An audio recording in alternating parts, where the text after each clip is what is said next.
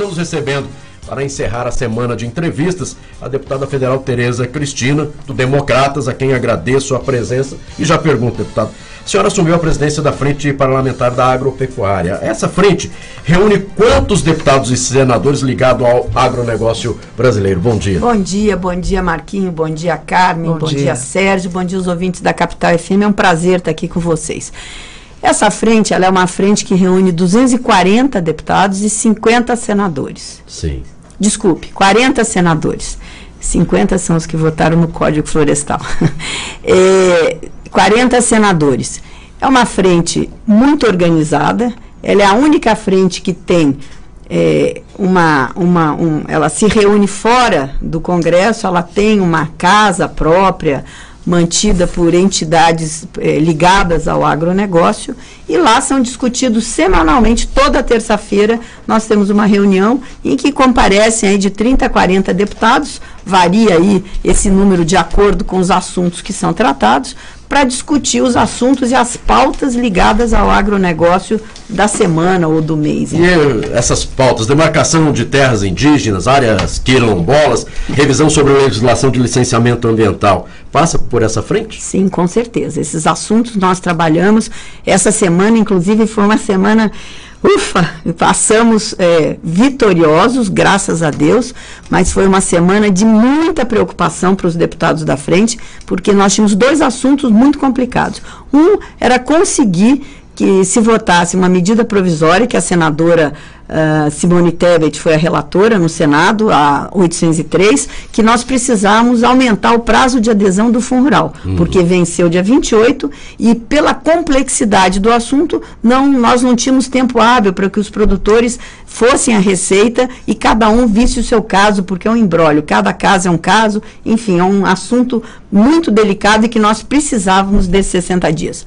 Passamos, foi recorde. Nós conseguimos mobilizar os deputados, nós passamos em um dia, às 11 horas da manhã, de quarta-feira na Câmara, às 3 horas da tarde, aprovado no Senado, e na manhã de ontem, às 7 horas da manhã, já promulgado pelo Presidente da República. Então, eu fiquei muito feliz com isso, porque era um assunto que preocupava muito os deputados da frente e os senadores.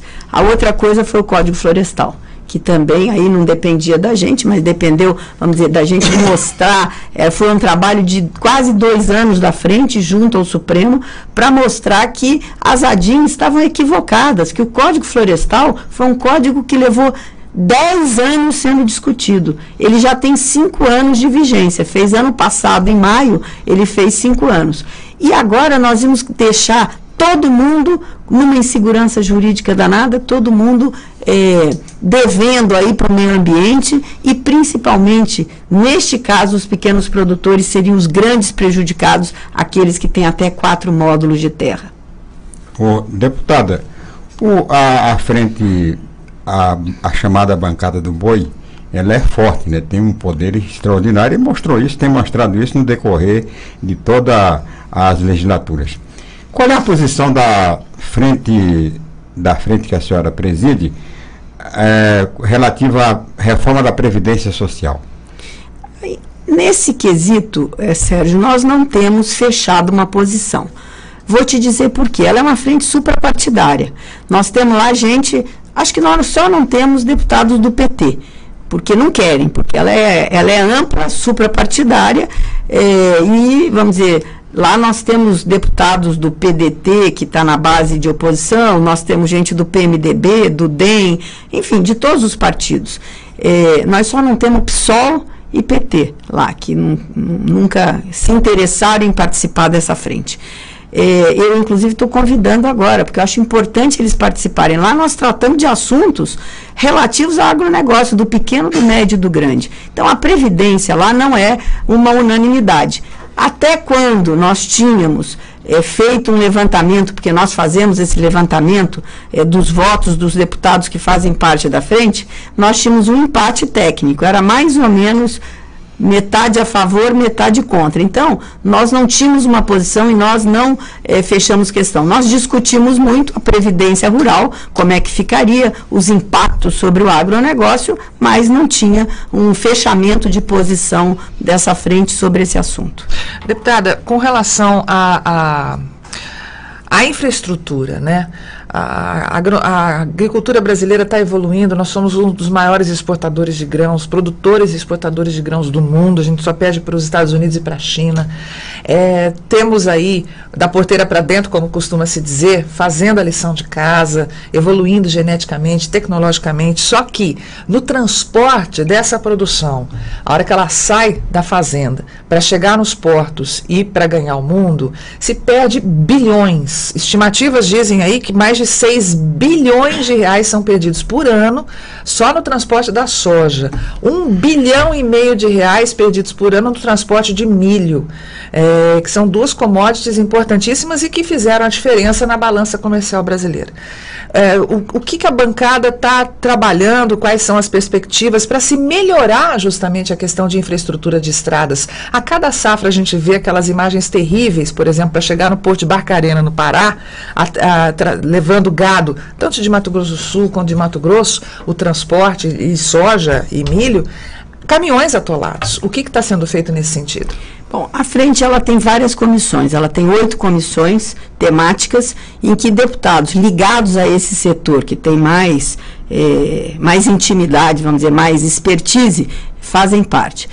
A comissão nossa de infraestrutura é uma comissão muito forte, ela trabalha ativamente e o que o deputado pode fazer? Ele faz leis, né? Ou ele trabalha junto ao executivo levando os problemas para a gente fazer medidas provisórias, enfim, para ver se a gente melhora essa condição. Infelizmente, o Brasil hoje, em infraestrutura, você tem toda a razão. Hoje é o grande gargalo do agronegócio brasileiro, da agropecuária no geral, é infraestrutura. O que nós estamos fazendo é tentando, junto ao governo federal, que se acelere. Por exemplo, acabamos de perder a medida provisória 800, que era sobre as concessões. Não era boa, era boa. Essa discussão não se chegou a um acordo e ela caducou. Se perdeu essa medida, vamos ter que fazer outras. Nós não podemos continuar com a 163, por exemplo. A bancada nossa está brigando pela 163. Por quê? No Mato Grosso, a concessionária Odebrecht, ela parou, porque como ela não tem segurança, foram muito mal feitas. A senhora fala em concessões relativas a quê? A infraestrutura, a infraestrutura, a construção de estradas, certo. A Odebrecht ganhou lá no Mato Grosso, aqui é a CCR, né, a 163 aqui. O que está acontecendo? Essas concessionárias, elas fizeram contratos que superestimados, né? Eu não sei se essas informações vieram do governo. Aqui no nosso estado, ela diz que a diferença do tráfego, da medição do tráfego, é de 40% a menos do que estava no estudo em que elas se basearam ela se baseou para ganhar a concessão, e lá no Mato Grosso parece que aconteceu a mesma coisa. Só que lá tem um problema mais grave que o nosso, porque lá nós temos uma serra para chegar em Cuiabá que morre gente toda semana, porque a concessionária parou. Ainda mais com outros problemas aí que a gente tem visto aí de Lava Jato e outras coisas. Então, infraestrutura, se o Brasil não investir e não abrir, não fizer leis com transparência e segurança jurídica, nós estamos precisando de segurança jurídica em muitas áreas, e essa é uma área que os empresários e as empresas de fora que querem investir no Brasil não sentem confiança nas leis, no que nós temos de regulação. Às vezes não é nem a lei, é a regulamentação para poder investir, e são investimentos de monta altíssima que precisa de 30, 40 anos, às vezes, para recuperar esse investimento, 20 anos, ferrovia mais de 20 anos. E se a gente não apostar em ferrovias, nós não vamos sair desse problema, porque os governos fazem as estradas, os caminhões são feitos para andar a estrada é feita para caminhão de 40 toneladas, 50 toneladas, e os caminhões hoje têm que andar com 90, porque por esses problemas é inviável você andar com caminhões menores. E o que acontece? Acabam as estradas, não há estrada que aguente. Então, o Brasil tem que se debruçar em cima desse tema sim, e a bancada do agronegócio, da agropecuária, ela está atenta, trabalhando e levando sugestões para o governo para que acate alguma coisa para que a gente possa melhorar. A Argentina tem muito melhores preços que os nossos, por quê? A terra é mais cara, os insumos são praticamente os mesmos, os mesmos preços, mas o que eles têm? Eles têm uma logística muito mais competitiva do que a logística brasileira. 2018, ano de eleição, como é que a senhora hoje analisa o governo Michel Temer, a possibilidade de do nome dele ser colocado aí à disposição da população e, claro, o seu partido e as eleições de 2018 aqui no estado de Mato Grosso do Sul, deputado? Olha, o presidente Michel Temer, é sabido a baixa popularidade dele. Os números de pesquisa mostram que, apesar dele ter sido um grande presidente, porque ele mudou várias regras, várias leis que precisavam ser mudadas e que outros governos, talvez porque tivessem uma popularidade alta, não tenham tido coragem de mudar, são coisas que talvez a população não sinta no primeiro momento, mas vão sentir no segundo. Esse negócio da PEC do teto, isso aí foi fundamental. Nós não podíamos ter. Antigamente, os orçamentos do Brasil eram peças de ficção. Cada um colocava lá o que queria e nada acontecia. Hoje não. Hoje você tem a receita, tem a despesa e você tem que viver dentro. A despesa tem que ser compatível com a receita e pode aumentar só a inflação. Só que isso traz também... as pessoas, às vezes os políticos, nós políticos não ficamos satisfeitos. Por quê? Porque a gente gostaria de ajudar mais os nossos estados, porque a concentração de recursos na mão do governo federal, eu acho que esse talvez seja um dos grandes males que nós precisamos mudar também a legislação.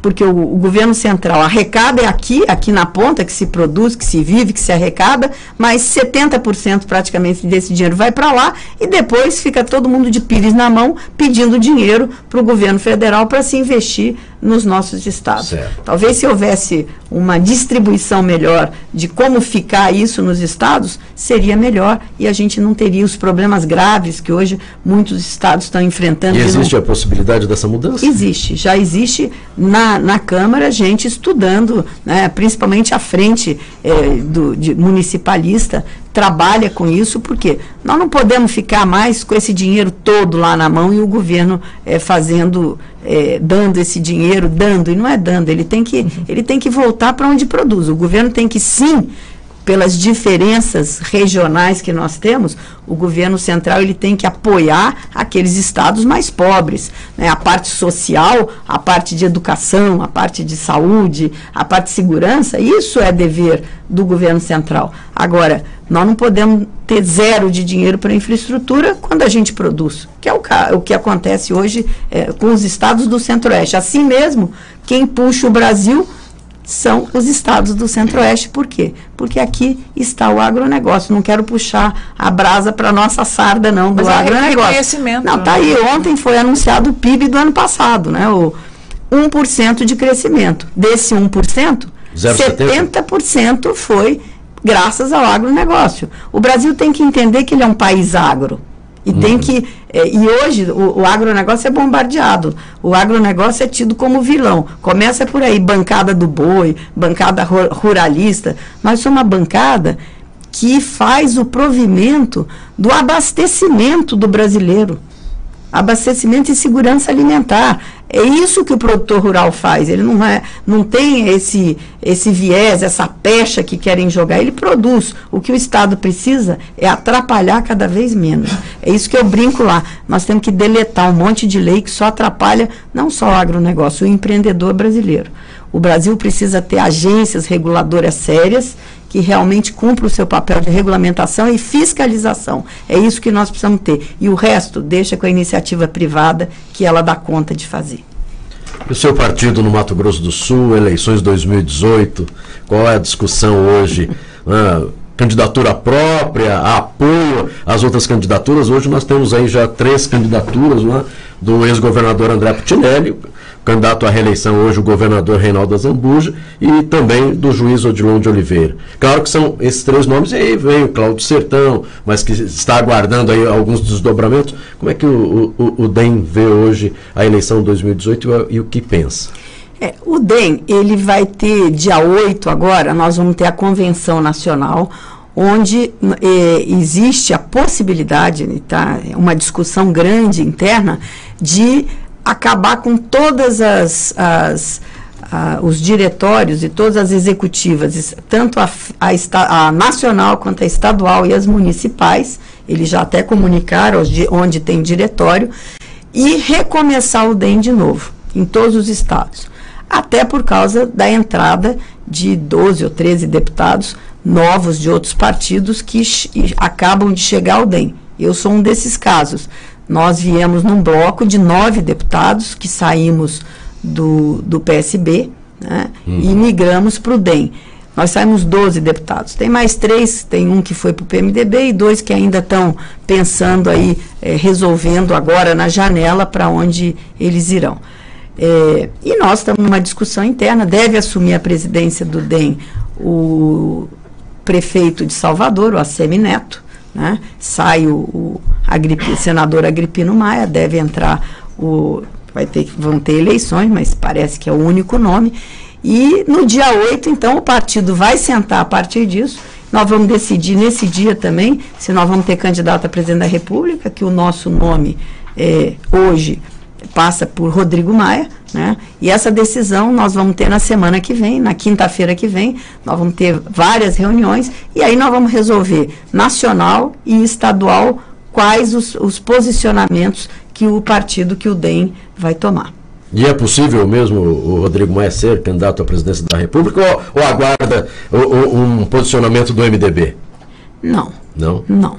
Isso é uma decisão interna de saber se ele tem viabilidade. Não adianta lançar um candidato que não vai a lugar nenhum. Então, estão sendo feitas pesquisas, tudo. O Rodrigo tem um capital político hoje, ele teve um papel fundamental nesse ano aí, no impeachment da presidente Dilma, depois depois do impeachment, quando ele assumiu, depois de Eduardo Cunha, ele teve um papel fundamental na pacificação do Congresso, depois da Câmara, depois ele nas denúncias do presidente Temer, ele foi fundamental. Ele teve um papel reto, ético, e com isso ele ganhou musculatura política, ganhou respeito lá dos seus pares e do próprio MDB. Agora, essa discussão, nós vamos saber daqui a uma semana, nós já vamos estar com ela aí, eu espero, né, que decidida, porque cada dia que passa, os dias estão diminuindo para essa decisão, e é muito importante que a gente saiba o rumo até para começar a trabalhar, né? Claro que já não está mais na pauta, mas a importância de saber o posicionamento da deputada Tereza Cristina a respeito da reforma da Previdência, ela é necessária ao país? Na minha opinião e eu já disse isso, não tem nenhum problema, estou em um monte de outdoor pelo estado inteiro, eu sou a favor. Se não vai ser feito esse ano, tá bom, não vai. O próximo governo inevitavelmente vai ter que fazer. Eu não estou aqui discutindo o texto dela, se é bom, se é ruim, tá certo? Eu acho que tem que mudar. Eu sou a favor da reforma. Muitos pontos eu não concordava. Agora, alguma coisa vai ter que ser feita. A idade, não é possível mais continuar com a idade mínima que tem. E outra coisa, as aposentadorias precoces é que também não podem continuar acontecendo. Então, nós temos aí que enfrentar esse problema, é amargo, mas nós não podemos deixar o Brasil chegar ao ponto que a Grécia chegou, ao ponto que a Espanha, Portugal, outros países que não tomaram essa providência a tempo, porque pode faltar dinheiro para pagar o aposentado. Aí tem gente que mostra a conta que tem fraude, que não é assim, mas existe sim a necessidade, ela é real, agora nós temos que saber a dose. E uma reforma da Previdência, você não faz ela vertical, ela tem que ser feita fatiada. Nós temos que primeiro priorizar o que diminui o rombo da Previdência e ir fazendo isso aos poucos, mas que alguma coisa vai ter que ser feita, vai. E para encerrarmos, a deputada Tereza Cristina é candidata à reeleição? Sou. A deputada federal. Só. Espero. Acho que ainda tenho. Aprendi muito nesses 4 anos lá. Acho que consegui um lugar ao sol lá para o nosso estado. Acho que essa conquista da presidência da frente ela é de sacrifício pessoal, porque exige muito, é você ter que tratar do Brasil inteiro. Hoje eu estou aí, a Paraíba me convidando, o Rio Grande do Sul, mas eu tenho que estar aqui, o meu eleitor é Mato Grosso do Sul, não está na Paraíba nem no Rio Grande do Sul, mas eu tenho que conciliar isso. Eu acho que foi uma conquista, não minha, eu atribuí isso uma conquista ao nosso Estado, à agropecuária do nosso Estado, e, portanto, eu acho que se o eleitor me der ainda esse voto de confiança que hoje nós políticos estamos aí todos, né, criminalizados, todo mundo achando que quem é político não pode mais continuar, mas se eu tiver a felicidade de me reeleger, eu acho que ainda posso contribuir aí por mais 4 anos com o meu Estado e com aquilo que eu conheço, que eu sei fazer, principalmente, que é nessa área aí do agronegócio, além das outras, mas essa em especial. Deputada Federal Tereza Cristina, nosso muito obrigado pela participação, primeira participação do ano aqui no Tribuna Livre. Desejamos um ótimo final de semana e que continue trabalhando por Mato Grosso do Sul, tentando aí liberar recursos, o que não está fácil lá em Brasília, não. Não, Marquinhos, posso falar um minutinho? Vou te dizer, não houve governo, dizem os meus colegas, é meu primeiro mandato, então, não houve governo bom para liberar recursos para os deputados, inclusive no pagamento das emendas, né, como este governo, porque o presidente Michel Temer foi quantos anos deputado? Então, ele conhece o jogo do Congresso e ele tem sido pródigo na liberação de emendas, claro que nas limitações do orçamento, mas não é mais ficção. O que a gente tem de emenda, são 14 milhões, 15 milhões, 17 milhões por ano, isso é liberado e vem sendo repassado para os estados e tem ajudado muito os municípios de todo o Brasil. Muito obrigado pela participação, um ótimo final de semana. Com certeza visitando aí os municípios de Mato Grosso do Sul.